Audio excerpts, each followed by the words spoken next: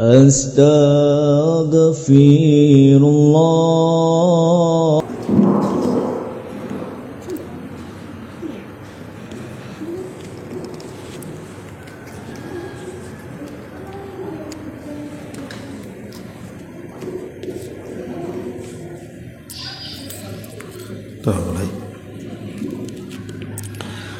Bismillahirrahmanirrahim. Assalamualaikum warahmatullahi wabarakatuh.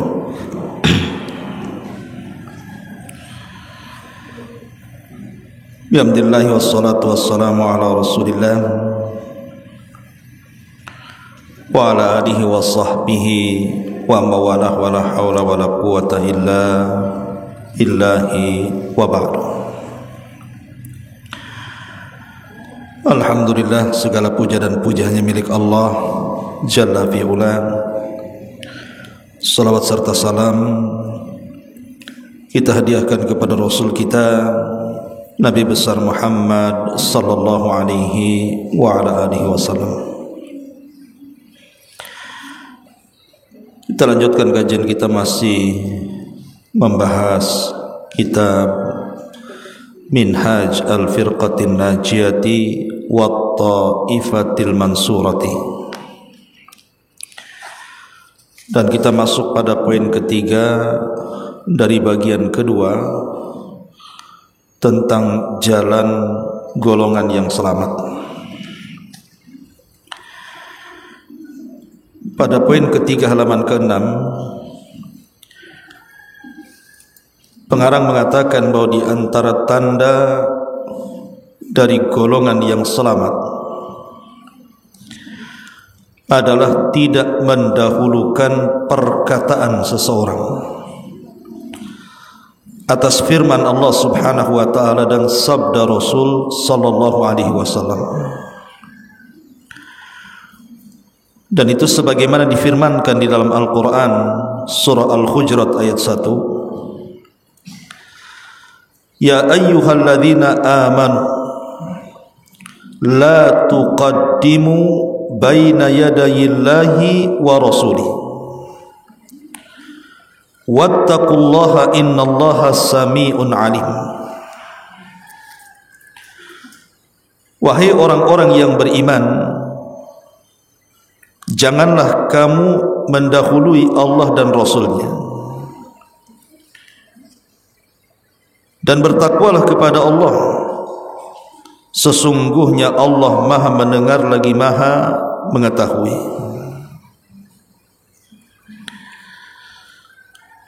Ma'asyiral muslimat yang dimuliakan Allah Subhanahu wa taala, Abdullah ibn Abbas radhiyallahu anhuma berkata, arahum sayahlikuna aqulu qala an-nabiy sallallahu alaihi wasallam wa yaquluna qala Abu Bakrin wa Umar. Kata Abdullah ibn Abbas radhiyallahu anhuma, aku mengira mereka akan binasa ketika aku berkata Nabi bersabda, sedangkan mereka mengatakan Abu Bakar dan Umar berkata begini dan begitu. Hadis ini dikeluarkan Imam Ahmad dan Ibnu Abdul Bar. Perhatikan poin ketiga ini poin yang sangat penting sekali, karena poin ini berkaitan dengan adab kita dengan Nabi sallallahu alaihi wasallam. Kita tahu bahwa ada adab-adab yang harus dipahami antara kita dengan Nabi sallallahu alaihi wasallam. Nah, di antara adab-adab yang diajarkan di dalam Al-Qur'an dan hadis Nabi sallallahu alaihi wasallam adalah tidak mendahulukan perkataan Allah dan Rasulnya. Di dunia ini ada dua kelompok. Kelompok yang pertama, mereka orang-orang yang betul-betul mengikuti Al-Quran dan Sunnah Nabi SAW. Dan kelompok yang kedua adalah manusia-manusia yang mengikuti hawa nafsu. Dan tentu dua kelompok ini berseberangan, satu ke timur, satu ke barat. Makanya kenapa Allah Subhanahu wa taala mencela ahlu kitab. Dalam firman-Nya Allah mengatakan dalam surah Al-Maidah ayat 77, "Qul ya ahlal kitab la taghlu fi dinikum ghairal haqq wa la tattabi'u ahwa'ahum wa la tattabi'u ahwa'a qaumin qad dhallu min qablu wa adallu katsiran wa dhallu an sawa'is sabil." Wahai ahli kitab, janganlah kamu berlebihan melampaui batas dengan cara yang tidak benar dalam agamamu, dan jangan pula kamu mengikuti hawa nafsu orang-orang yang telah tersesat dahulu sebelum kedatangan Muhammad, dan mereka telah menyesatkan kebanyakan manusia dan mereka tersesat dari jalan yang lurus. Di ayat ini Allah Subhanahu wa taala mencela Yahudi dan Nasrani yang ketika turun kepada mereka kitab-kitab Allah, Taurat dan juga Injil, mereka lebih memilih hawa nafsu. Dan Allah Subhanahu wa taala juga mengatakan kepada Nabi Allah Daud alaihi salam, sebagaimana Allah mengatakan dalam surah Sad ayat 26, "Ya Daud, inna ja'alnaka khalifatan fil ardi fahkum bainan nasi bil haqq wa la tattabi al hawa fayudhillaka an sabilillah." Wahai Daud, sesungguhnya kami menjadikan kamu ini penguasa di bumi, maka berilah keputusan di antara manusia itu dengan adil, dan janganlah kamu mengikuti hawa nafsu, karena ia akan menyesatkan kamu dari jalan Allah. Lihat bagaimana Allah Subhanahu wa taala mencela orang-orang yang mengikuti hawa nafsu. Bahkan Allah Subhanahu wa taala dengan tegas juga menyebutkan dalam surah Al-A'raf ayat 3, "Ittabi'u ma unzila ilaikum mir rabbikum wa la tattabi'u min dunihi awliya qalilan ma tadhakkarun." Ikutilah apa yang diturunkan kepada kalian dari Rabb kalian, jangan mengikuti selainnya. Jadi intinya ayat-ayat ini menjelaskan kepada kita bahwa ada kelompok yang mengikuti hawa nafsu, dan kalau orang sudah mengikuti hawa nafsu, maka dia tidak akan mampu mendahulukan perkataan Allah dan Rasulnya. Maka kenapa Nabi dengan tegas dalam sabdanya, "Thalathun muhlikat wa thalathun munjiyat." Ada 3 perkara yang membinasakan dan ada 3 perkara yang menyelamatkan. Adapun yang membinasakan, Rasul mengatakan syuhun muta' wa hawan muttaba wa ijabul mar'i bi nafsi. Kebakhilan yang diikuti, hawa nafsu kebakhilan yang ditaati, hawa nafsu yang diikuti, dan membanggakan diri sendiri. Lihat, Rasul mengatakan bahwa mengikuti hawa nafsu itu salah satu dari 3 perkara yang membinasakan. Kenapa membinasakan? Karena tadi menghalangi ketundukan seorang muslim kepada Allah dan Rasulnya. Jadi hawa nafsu inilah yang menghalangi ketundukan kita kepada Allah dan Rasulnya. Ma'asyiral muslimat yang dimuliakan Allah Subhanahu wa taala, ketika Allah Subhanahu wa taala di sini berfirman dalam surah Al-Hujurat ayat 1 ini, ada asbab nuzulnya, Bu. Apa asbab nuzulnya? Dijelaskan asbab nuzulnya itu. Jadi Abu Bakar dan Umar radhiyallahu an pernah berselisih. Sebagaimana disebutkan dalam perkataan Abdullah ibn Zubair, beliau menghabarkan, jadi satu hari datanglah rombongan dari Bani Tamim untuk menghadap Nabi SAW. Lah ketika itu Umar dan Abu Bakar berselisih soal siapa yang berhak menyambut rombongan itu. Abu Bakar ketika itu memilih Qaqa ibn Ma'bad, dialah yang pantas menyambut rombongan Bani Tamim. Sementara Umar tidak setuju bahwa yang berhak untuk menyambut delegasi Bani Tamim itu adalah Al-Aqra ibn Habis. Jadi Abu Bakar memilih Qaqa ibn Ma'bad, sementara Umar memilih Aqra ibn Habis. Maka Abu Bakar Siddiq radhiyallahu anhu ketika itu marah kepada Umar dan mengatakan, ma aradta illa khilafi.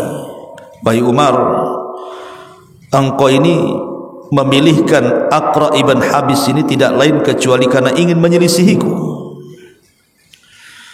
Maka Umar membantah dan mengatakan, ma aradtu khilafaka ya Abu Bakr. Demi Allah wahai Abu Bakar, aku tidak hendak menyelisihi pendapatmu. Fatamaraya hatta irtafa'at aswatuhuma. Maka keduanya bertengkar sampai suaranya meninggi melebihi suara Nabi. Maka ketika kemudian suaranya makin meninggi bahkan melebihi suara Nabi, maka turunlah ayat kepada keduanya, ya ayyuhalladzina amanu la tuqaddimu baina yadayillahi wa rasulih wattaqullaha innallaha sami'un alim. Wahai orang-orang yang beriman, janganlah kalian mendahulukan Allah dan Rasulnya. Wahai orang-orang yang beriman, janganlah kalian mendahulukan Allah dan Rasulnya, dan bertakwalah kepada Allah. Sesungguhnya Allah Maha mendengar lagi Maha mengetahui. Kenapa? Karena mereka telah meninggikan suaranya di atas suara nabinya. Sejak itu, sejak peristiwa pertengkaran antara Abu Bakar dan Umar dan saling mengangkat suara, maka dua sahabat ini tidak pernah lagi mengencangkan suaranya. Bahkan apabila ada orang yang berbicara dengan Abu Bakar ataupun Umar, itu suara keduanya sangat pelan sekali, bahkan hampir tidak kedengaran, karena takut mereka dianggap suara mereka telah melebihi suara Nabi sallallahu alaihi wasallam. Lihat bagaimana kekhawatiran dua sahabat ini. Kalau mengangkat suara di atas suara Nabi saja mereka takut, kalau bisa membatalkan dan menggugurkan amalan mereka di hadapan Allah, macam mana juga orang yang mendahulukan akal-akal dan pikiran mereka di atas Al-Quran dan Sunnah Nabi SAW. Tentu lebih parah lagi. Mengangkat suara saja dilarang, apalagi sampai mendahulukan pendapat ataupun cara berpikir kita dengan Al-Quran dan Sunnah Nabi SAW. Ma'asyiral muslimat yang dimuliakan Allah Subhanahu wa ta'ala, disebutkan dalam sebuah athar bahwa Umar bin Khattab radhiyallahu an, beliau salah satu adalah yang tidak berpendapat soal mut'ah, dalam soal tamattu dalam haji. Haji itu kan macam-macam, Bu. Ada haji qiran, ada haji tamattu, ada haji furoda, kan gitu ya. Jadi Umar radhiyallahu an itu salah satu sahabat yang tidak berpendapat soal tamattu dalam haji. Lah kebetulan pendapat Umar ini menyelisihi pendapat putranya dan cucunya. Jadi Umar punya putra namanya Abdullah ibnu Umar. Dan Abdullah ibn Umar itu punya anak namanya Salim ibnu Abdullah ibni Umar. Jadi pendapat anak cucu ini berselisih pendapat dengan pendapat kakeknya Umar bin Khattab radhiyallahu anhu. Sehingga keduanya, maksudnya Abdullah ibn Umar dan putranya Salim, itu mendatangi Umar bin Khattab radhiyallahu anhu.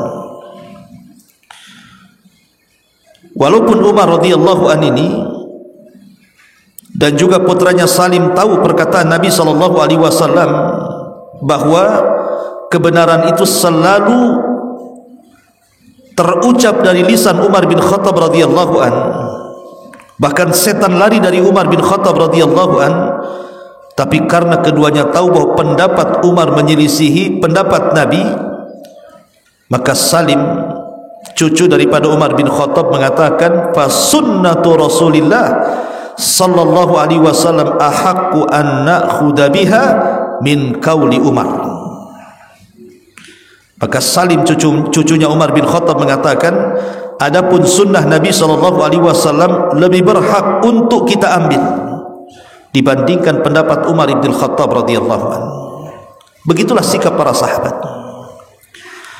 Kalau ada dua pendapat, yang satu cocok dengan pendapat Rasul, yang satu tidak cocok dengan pendapat Rasul, maka mereka akan memilih pendapat Rasul dan mencampakkan pendapat yang menyelisihi pendapat Rasul. Harusnya kita seperti itu. Ma'asyiral muslimat yang dimuliakan Allah Subhanahu wa taala, satu hari Abdullah ibn Umar radhiyallahu anhuma ini bertandang ke rumah putranya. Salah satu putra Abdullah ibn Umar itu namanya Bilal. Bukan Bilal muadzin Rasul, bukan. Bilal namanya, putra daripada Abdullah ibn Umar. Ketika Abdullah ibn Umar ini mengunjungi putranya Bilal, tiba-tiba kemudian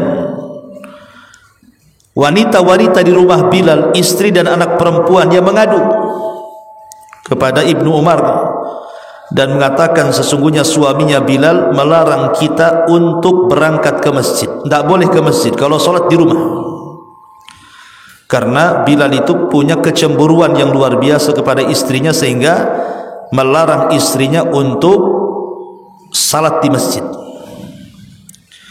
Kemudian Abdullah ibn Umar menasihati putranya dan mengatakan, jangan kau larang istri dan anak putrimu ke masjid, karena aku mendengar Nabi sallallahu alaihi wasallam bersabda, la tamna'u ima Allah masajid Allah. Jangan kau larang wanita-wanita itu berangkat ke masjid.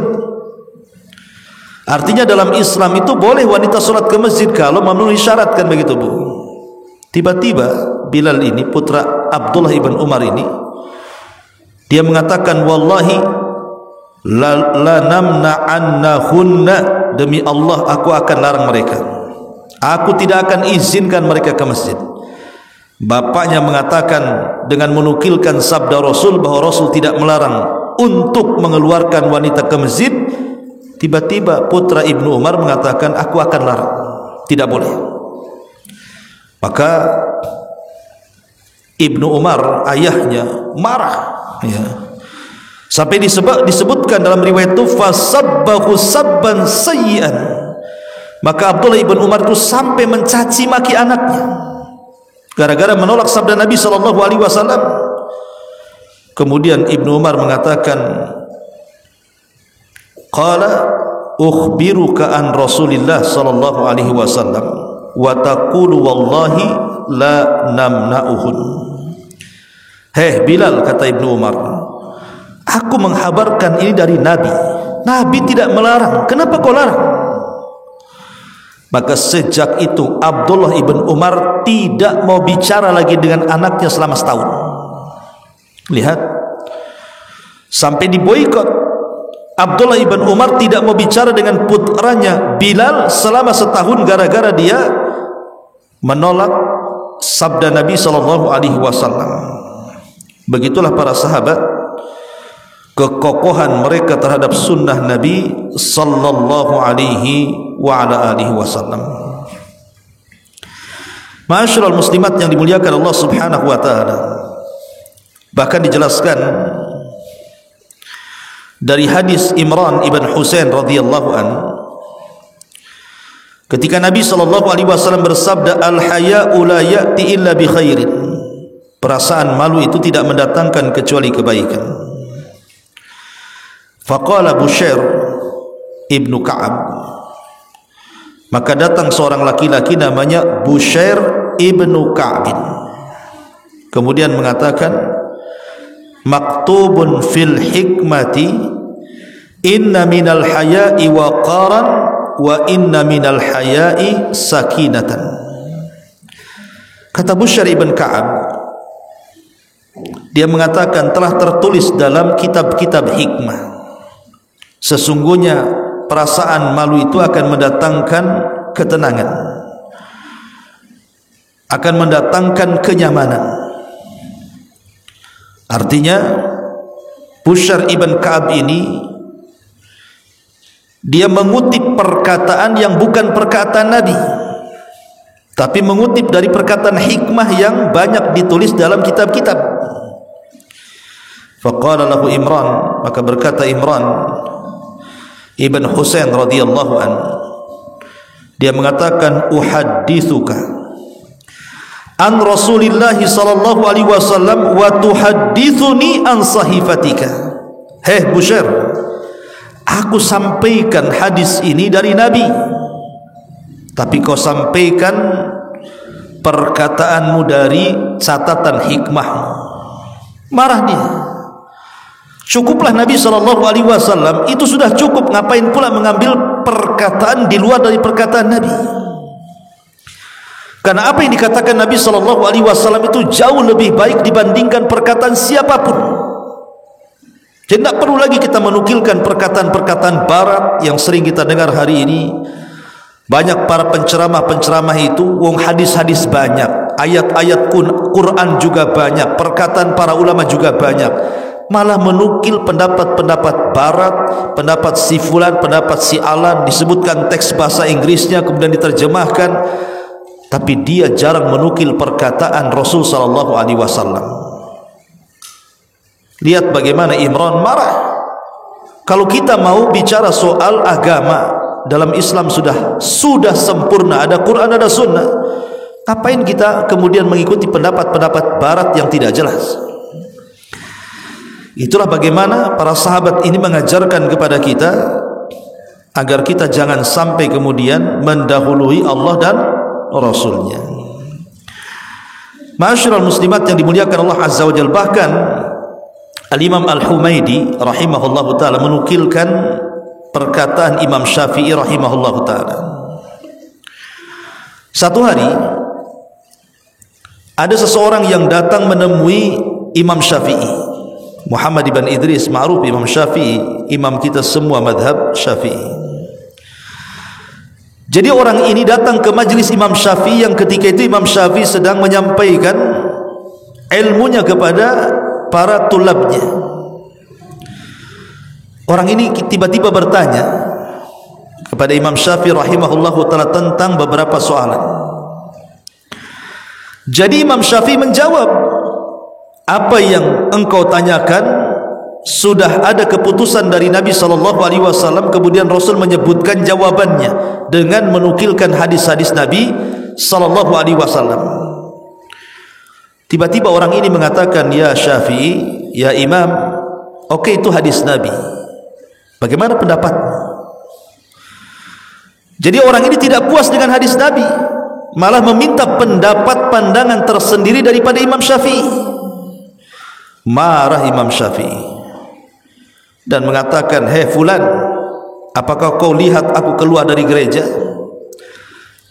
Apakah kau lihat aku keluar dari sinagog? Apakah engkau lihat aku keluar dari tempat ibadahnya orang-orang Majusi yang penuh dengan api? Jadi Imam Syafi'i rahimahullah ta'ala mengatakan seolah-olah apa? Aku ini bukan Nasrani, aku ini bukan Yahudi, aku ini bukan Majusi, aku ini Muslim, yang acuannya adalah Al-Quran dan Sunnah Nabi SAW. Kenapa meminta pendapat lain daripada pendapat Quran dan Sunnah? Itulah ketegasan namanya. Ya, harus tegas kita ini dalam agama ini, harus qala Allah wa qala Rasul. Allah berfirman, Nabi bersabda. Allah berfirman, Nabi bersabda. Makanya dijelaskan ketika ada seseorang datang kepada Imam Malik rahimahullahu ta'ala, kemudian orang ini bertanya tentang satu masalah, maka Imam Malik menjawab dengan hadis Nabi SAW. Tiba-tiba kemudian orang ini hendak menyela-nyela. Saat Imam Malik membacakan hadis, dia mencoba menyela-nyela dengan perkataannya. Maka Imam Malik marah, kemudian mengatakan, diam kamu. Allah Subhanahu wa ta'ala berfirman, falyahdharil ladzina yukhalifuna an amri an tusibahum fitnah aw yusibahum adzabun alim. Hendaklah hati-hati orang-orang yang menyelisihi akan perkaranya, akan perintah nabinya, ditimpakan kepada mereka fitnah ataupun azab yang pedih. Subhanallah, orang ini terdiam. Begitulah ketegasan para ulama dulu. Bahkan Waqi' ibn Jarrah rahimahullahu ta'ala, Waqi' ibn Jarrah ini guru daripada Imam Syafi'i. Jadi satu hari dia didatangi seorang laki-laki, kemudian dia menyebutkan tentang pendapat-pendapat yang menyelisihi dari pendapat Nabi SAW. Maka tiba-tiba Imam Waqi' marah dan dikisahkan oleh Abu Sa'ib, fara'aitu waqi'an ghadiba ghadban syadida. Maka kata Abu Sa'ib, aku melihat Imam Waqi' sangat marah dengan kemarahan yang sangat ketika ada seseorang yang berpendapat menyelisih pendapat Nabi SAW. Kemudian dia sampai mengatakan, aqulu laka qala Rasulullah SAW wa taqulu qala fulan ibn fulan. Aku sudah katakan ini pendapat Nabi, engkau pula berpendapat pendapat ini dan itu, si fulan dan si fulan. Akhirnya Imam Waqi' pun meninggalkan orang ini. Lihat, begitulah bagaimana ketegasan para ulama salaf. Kalau ada yang menyelisihi sunnah Nabi SAW, maka mereka langsung marah dan mereka langsung meninggalkan orang yang menyelisihinya. Ma'asyiral muslimat yang dimuliakan Allah Subhanahu wa ta'ala, di sini Allah Subhanahu wa ta'ala mengatakan, ya ayyuhalladzina amanu, wahai orang-orang yang beriman. Abdullah ibn Mas'ud radhiyallahu an ketika memberikan catatan kepada panggilan wahai orang-orang yang beriman, kata beliau, kalimat ini kalimat yang harus diperhatikan setiap mukmin. Kenapa demikian? Karena biasanya dalam panggilan ya ayyuhalladzina amanu, wahai orang-orang yang beriman, pasti setelah panggilan ini ada sesuatu perintah yang agung atau larangan yang membahayakan. Nah, di sini setelah Allah Subhanahu wa ta'ala memanggil kita dengan orang-orang yang beriman, maka di sini ada larangan yang membahayakan. La tuqaddimu baina yadayillah. Jangan kalian mendahului perkataan Allah dan Rasulnya. Ini bahaya kalau sampai kita ini mendahului perkataan Allah dan Rasulnya. Di masyarakat ada ajaran-ajaran atau sempalan-sempalan dari Islam yang mereka berpendapat tentang hurriyatu ar-ra'i, merdekanya berpendapat. Berpendapat itu sesuatu yang merdeka, tidak bisa dikekang. Kalau kita katakan bahwa kebebasan berpendapat atau kemerdekaan dalam berpendapat ini maksudnya adalah indal kafirin, menurut orang-orang kafir, ya terserah. Lakum dinukum waliyadin. Orang-orang kafir itu suka-suka mereka dalam berpendapat, kan gitu. Mereka merdeka dalam berpendapat, terserah mereka. Tapi berbeda dengan orang-orang yang beriman kepada Allah dan Rasulnya. Seseorang tidak suka-suka bebas dalam berpendapat atau merdeka dalam berpendapat, tapi sebaliknya pendapat mereka harus mencocoki pendapat Allah dan Rasulnya. Kalau ada yang mengatakan, bukankah Nabi juga manusia sama dengan kita? Bukankah Rasul sallallahu alaihi wasallam manusia sama dengan kita? Dia punya pemikiran, kita juga punya pemikiran. Oh, beda. Pemikiran Anda dengan pemikiran Nabi beda. Karena apa yang diucapkan Nabi sallallahu alaihi wasallam berbeda dengan yang kita ucapkan. Ucapan kita ini penuh dengan hawa nafsu. Tapi ucapan Nabi sallallahu alaihi wasallam adalah wahyu. Makanya Allah Subhanahu wa taala mengatakan, wa ma yantiqu anil hawa in huwa illa wahyun yuha. Nabi itu tidak pernah berucap kecuali dengan wahyu yang diwahyukan kepadanya. Dia tidak pernah mengucapkan dengan hawa nafsunya. Jadi jangan samakan perkataan itu sehingga menjadi dalil tentang kebebasan berpendapat.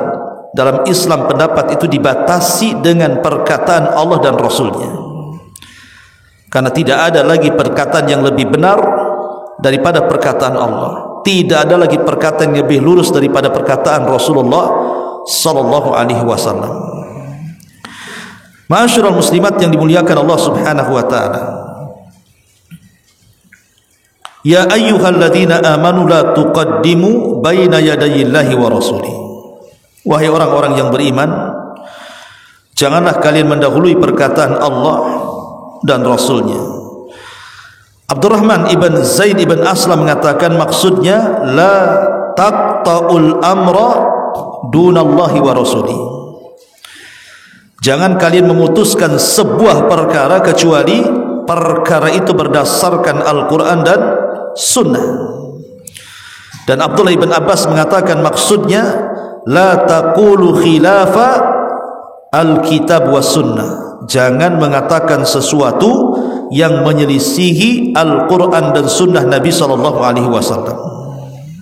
Intinya, kalau kita berpendapat, kalau kita hendak berfatwa, jangan sampai pendapat dan fatwa kita ini menyelisihi apa yang dikatakan Al-Quran dan Sunnah Nabi sallallahu alaihi wa ala alihi wasallam. Dan ini bagian daripada adab. Bagian daripada adab seorang muslim kepada nabinya, tidak mendahulukan perkataan Allah dan Rasulnya. Karena biasanya kalau orang sudah mulai berani dengan Al-Quran dan Sunnah, menyelisih Al-Quran dan Sunnah, pasti akan terjerumus kepada perkara bid'ah dalam Islam. Dan bid'ah itulah yang mencacati ketaatan. Ada 7 perkara, Bu, yang harus ibu catat tentang adab-adab kepada Nabi sallallahu alaihi wasallam.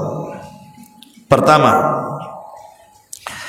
al-inqiyadut tam wa ta'atul mutlaqah lin Nabi sallallahu alaihi wasallam. Seorang muslim, seorang mukmin harus memiliki ketundukan yang sempurna dan ketaatan yang mutlak kepada Nabi sallallahu alaihi wasallam.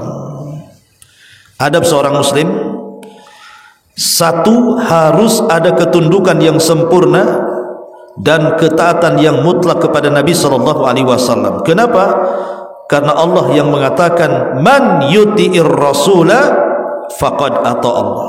Siapapun yang mentaati Rasul, maka dia telah mentaati Allah. Dan Allah mengatakan, kul in kuntum tuhibbunallaha fattabi'uni yuhibbukumullah wa yaghfir lakum dzunubakum wallahu ghafurur rahim. Katakan, ya Muhammad, jika kalian cinta dengan Allah, ikuti aku, niscaya Allah mencintai kalian dan Allah ampuni dosa-dosa kalian, dan Allah Maha Mengampun lagi Maha Pengasih. Ini yang pertama. Yang kedua, tasdiqun Nabi sallallahu alaihi wasallam fi ma akhbar min umuril ghaibi fil madi wal mustaqbal. kita wajib membenarkan perkataan Nabi yang dihabarkan Nabi SAW tentang perkara-perkara gaib, baik yang sudah berlalu atau yang akan datang. Jadi yang kedua, jangan menyanggah apapun yang dihabarkan Nabi. Baik yang dihabarkan Nabi ini perkara-perkara gaib yang terkadang ada yang masuk di akal, ada yang tidak masuk di akal. Ada yang terkesan nyata, ada yang terkesan dongeng. Maka wajib kita benarkan. Contoh umpamanya, Nabi menghabarkan di akhir zaman itu ada binatang melata yang keluar dari perut bumi, yang disebut dengan dabatun minal ard, di mana tugasnya menstempel mukmin dan kafir di dahi-dahi manusia. Atau nanti di akhir zaman ada Ya'juj dan Ma'juj yang jumlah mereka satu di antara kita, 999 di antara mereka. Itu kan terkesan menghayal kan, Bu? Kalau yang bercerita seperti ini dukun, ialah kita katakan ramalan. Tapi karena yang bicara adalah Nabi, maka kita wajib membenarkan apapun yang dihabarkan dari perkara gaib, baik perkara yang lampau ataupun yang akan datang. Artinya akal secerdas apapun tidak boleh menyanggah apa yang dihabarkan Nabi SAW. Ini yang kedua. Yang ketiga, ittiba'un Nabi sallallahu alaihi wasallam fi jami'il aqwali wal af'al. Kita harus mengikuti Nabi dalam semua perkataannya dan semua perbuatannya. Tidak boleh dalam pikiran kita ini mengatakan sesuatu tentang perkataan Nabi atau perbuatan Nabi dan mengatakan, aduh, kayaknya perkataan Nabi yang ini nih nggak masuk di akal nih, malas saya untuk mengikutinya. Nampaknya di pendapat Nabi yang ini nggak masuk di hati, dan begitu seterusnya. Tidak boleh. Kita wajib mengikuti. Kata Rasul A, kita katakan A. Kata Rasul B, kita katakan B. Kata Rasul C, kita katakan C. Ketika Rasul melakukan seperti ini, ya sudah kita ikut di belakangnya. Ketika Rasul melakukan seperti itu, ya sudah kita ikut di belakangnya. Seperti yang dilakukan para sahabat kepada Rasul. Contoh Umar, ketika habis tawaf, dia memandang batu. Kemudian Umar ketika hendak mencium batu itu, dia ngomong. Apa ucapan Umar? Wallahi, kata Umar, innaka hajarun, engkau ini hanya seonggok batu. Jadi Umar ngomong sama Hajar Aswad, engkau ini hanya seonggok batu, kata Umar. Falau anni ra'aitun nabiyya sallallahu alaihi wasallam qabbalaka ma qabbaltuka. Heh batu, kalau bukan karena aku melihat Rasul mencium kamu, buat apa aku cium kamu? Subhanallah. Kurang apa akalnya Umar, Bu? Umar itu cerdas orangnya. Pendapatnya banyak menurunkan wahyu. Tapi ketika dia melihat perbuatan Rasul, otak secerdas Umar tidak berlaku. Tetap dia mencium batu karena Rasul mencium batu. Maka jangan sampai kecerdasan kita justru menyelisihi perintah Allah dan Rasulnya. Ikuti apapun dari Nabi SAW dalam semua perkataan dan perbuatannya.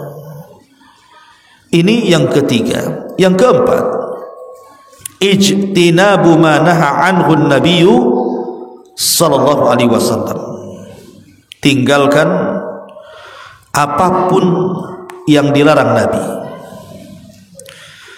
Apapun yang dilarang Nabi sallallahu alaihi wasallam wajib kita tinggalkan. Jangan sampai menyela-nyela dari yang telah dilarang Nabi sallallahu alaihi wasallam. Karena dahulu di zaman para sahabat, ketika turun beberapa ayat dalam Al-Quran, ada perkataan para sahabat yang merasa berat dengan perkara itu. Maka turun ayat fattaqullaha mastata'tum, bertakwalah semampu kalian. Ini dalam bab perintah. Tapi dalam bab larangan tidak ada kalimat fattaqullaha mastata'tum. bertakwalah semampu kalian. Kalau sudah Rasul haramkan, maka haram sampai kiamat. Kalau Rasul sudah haramkan, maka haram sampai kiamat. Kita tidak boleh masuk dalam perkara itu. Ini yang keempat. Yang kelima, taqdimu qaulin Nabi sallallahu alaihi wasallam ala aqwali jami'in nas.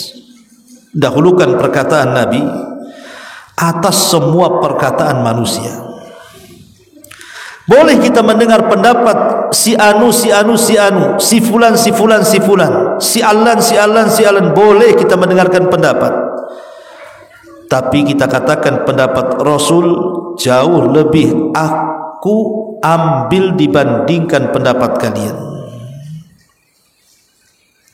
Jadi kalau ada 2 pendapat atau 1000 pendapat,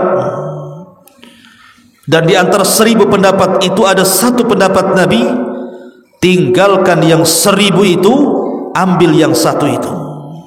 Karena kalau kita mengikuti kebanyakan manusia, sesat kita. Wa in tuti aktsara man fil ardi yudilluka an sabili. Kalau engkau mengikuti kebanyakan manusia, sesat kita. Maka ikutilah pendapat Nabi dan campakkan pendapat yang lainnya. Makanya Imam Syafi'i mengatakan, kalau kalian dapati dalam kitabku satu pendapat yang berasal dari diriku dan pendapat itu menyelisihi pendapat nabiku, campakkan kitabku, ambil pendapat nabiku. Hampir semua imam madhab mengatakan seperti itu. Idza sahhal hadis fahuwa madhabi. Kalau hadis itu sahih, maka itulah madhabku.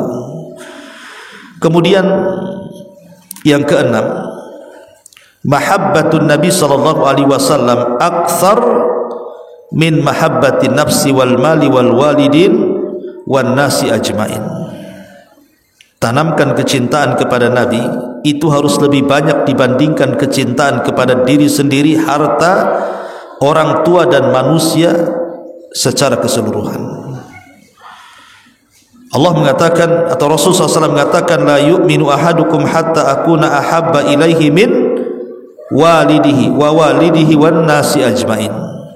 Tidak sempurna iman salah seorang di antara kalian sampai aku lebih dicintai dibandingkan orang tuanya, anaknya dan manusia secara keseluruhan. Artinya jangan sampai kita mendahulukan kecintaan anak kita, kecintaan orang yang kita cintai dan manusia dibandingkan kecintaan kita kepada Allah dan Rasulnya. Contoh, ada anak meminta sekolah kepada ibu, mamanya anak gadis pengen kuliah di Jakarta, di luar negeri, tapi sekolah itu tidak berbasis agama. Dan di situ ibu lihat sekolah itu ada ikhtilatnya, campur baur laki-laki dan perempuan, ada pelajaran filsafatnya yang bisa menyesatkan pikiran-pikiran. Di situ juga tidak ada tempat yang aman bagi anak kita untuk berdiam diri di sekitar sekolahan. Maka ibu berpikir, bukan karena kita tidak sayang dengan anak, sayang, tapi kalau mencelakakan anak sehingga bermaksiat kepada Allah, sebaiknya tidak perlu dikuliahkan, karena itu memasukkan ke jurang kehancuran. Jelas di situ maksiatnya kan. Kecuali kalau dipesantrenkan, tempatnya aman, yang diajarkan agama, akidahnya lurus dan begitu seterusnya, alhamdulillah. Ya. Sebab kita harus mencintai agama kita melebihi kecintaan daripada selain agama kita. Dan yang terakhir, at-taslim li hukmin Nabi sallallahu alaihi wasallam war ridha bihi. Kita harus pasrah dengan hukum yang telah dihukumkan Nabi dan redha dengan hukuman tersebut. Allah mengatakan dalam surah An-Nisa ayat 65, fala wa rabbika la yu'minun, demi Rabbmu mereka tidak dinyatakan beriman, hatta yuhaqqimuka fima syajara bainahum, sampai mereka menjadikan kamu hakim terhadap perselisihan mereka. thumma la yajidu fi anfusihim harajan, kemudian mereka tidak mendapatkan dalam hati mereka perasaan berat dari pendapat Nabi atau hukum yang dihukumkan Nabi kepada mereka, mimma qadaita wa yusallimu taslima. Artinya kita harus pasrah apapun yang dikehendaki oleh Allah dan Rasulnya. Jangan menolak, jangan membantah, jangan lari, apalagi sampai melawan. Karena di sini Allah mengatakan, ya ayyuhalladzina amanu la tuqaddimu baina yadayillah. Wahai orang-orang yang beriman, janganlah kalian mendahului Allah dan Rasulnya. Inilah di antara sifat dan ciri-ciri golongan yang selamat adalah beradablah kepada Rasul, jangan mendahulukan perkataan seseorang atas firman Allah, atas sabda Nabi sallallahu alaihi wa ala alihi wasallam. Wallahu alam, ini yang bisa sampaikan. Sebelum saya tutup, silakan kalau ada yang mau bertanya.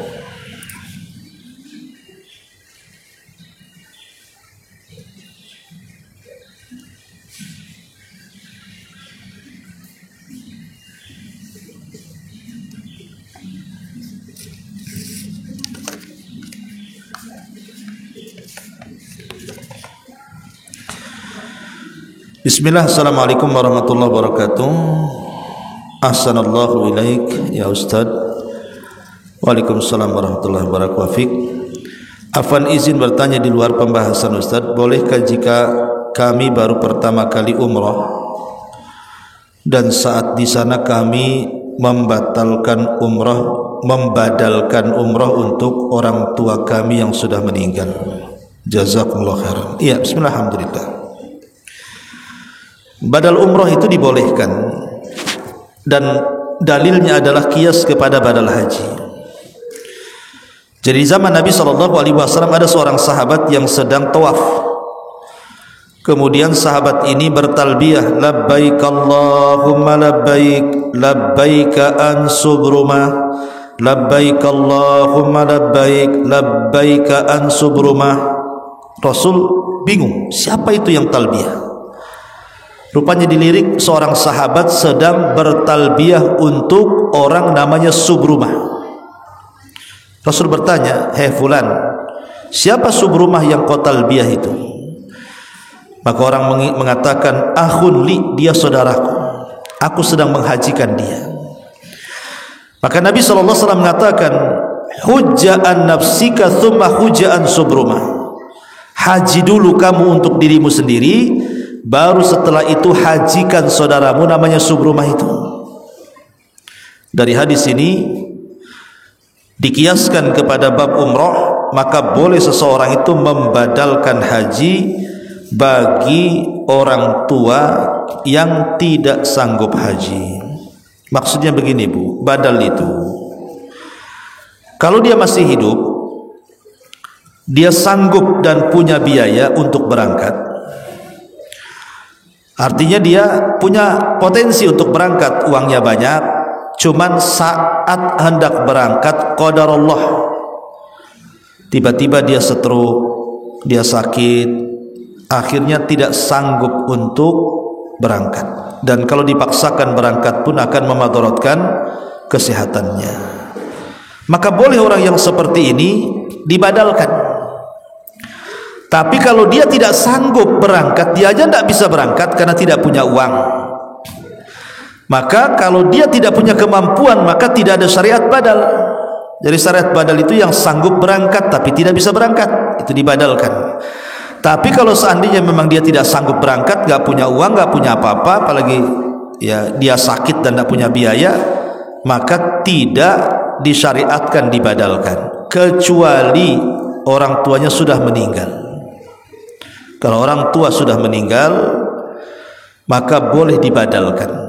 Jadi ibu umpamanya umrah, ya, ibu umrah dulu nih, ya, setelah ibu umrah, selesai umrah tahallul, kemudian ibu mulai umrah 2 kali. Bukan memantapkan umrah pertama sebagaimana yang banyak lakukan travel tidak, tetapi umrah kedua itu maksudnya umrah badal. Badal siapa? Untuk orang tua yang sudah meninggal. Maka walaupun terjadi khilaf para ulama, Ada yang membolehkan, ada yang tidak, tapi saya pribadi mengatakan boleh umrah badal bagi yang sudah meninggal. Wallahu a'lam. Iya. Iya.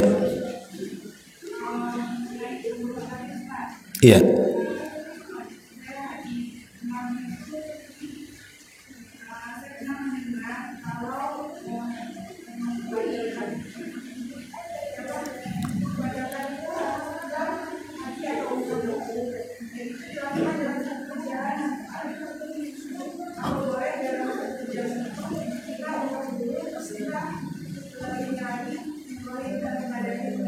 Boleh, artinya umrah 2 kali kan Bu, dalam satu waktu kan. Ya sekarang umrah umpamanya Ibu umrah sama saya lah, berangkat gitu. Kemudian saya ajak Ibu untuk umrah wajib, umrah pertama kan. Kemudian Ibu mengatakan, Ustaz saya ingin membadalkan ibu saya, mumpung saya di Mekah, kan begitu. Boleh, tidak apa-apa, kan Ibu sudah umrah. Yang jadi masalah itu ada namanya pemantapan umroh, itu yang saya dengar itu. Jadi Ibu sudah umroh, diajak umroh lagi sampai 3 kali. Selama Ibu mumpung di Mekah umroh 3 kali. Kalau menyengajakan seperti itu, wallahu alam, saya tidak tahu dalilnya. Kecuali kalau seandainya Ibu keluar Mekah, umpamanya gini, Ibu sudah umroh nih. Kan umpamanya di Mekah anggaplah 6 hari. Hari pertama Ibu umroh, hari kedua rupanya Ibu ada kawan di Madinah ingin jumpa dengan Ibu. Akhirnya Ibu pun berangkat dari Mekah ke Madinah. Setelah di Madinah 2 hari, Ibu balik lagi ke Mekah, kemudian pengen umroh lagi, boleh. Karena Ibu keluar dari Mekah itu karena ada sesuatu, bukan menyengaja untuk umroh kedua kali atau ketiga kali. Memang ada urusan, kemudian keluar Mekah, keluar tanah haram, pulangnya umroh lagi, itu boleh. Tapi yang jadi masalah yang tidak ada tuntunannya itu adalah Ibu sudah di Mekah, sudah umroh sekali, tahu-tahu Ibu minta diantar ke Tanim, ke Masjid Aisyah lagi, tahallul, balik lagi ke Mekah, umroh lagi. Kemudian setelah itu balik ke Tanim lagi, ke Mekah, umroh lagi. Nah, ini yang wallahu alam, ini tidak ada contohnya. Jadi di Mekah itu Bu, amalan yang paling afdal setelah Ibu umroh itu perbanyak tawaf. Perbanyak tawaf. Tidak harus umroh, tawaf itu. Ibu masuk aja ke Masjid Nabawi, ke Masjidil Haram, tawaf di situ. Entah pagi, entah siang, entah sore, entah malam, kan Ibu sudah umroh. Ya, jadi boleh mengumrah badalkan dalam satu waktu ketika Ibu umrah. Wallahu a'lam.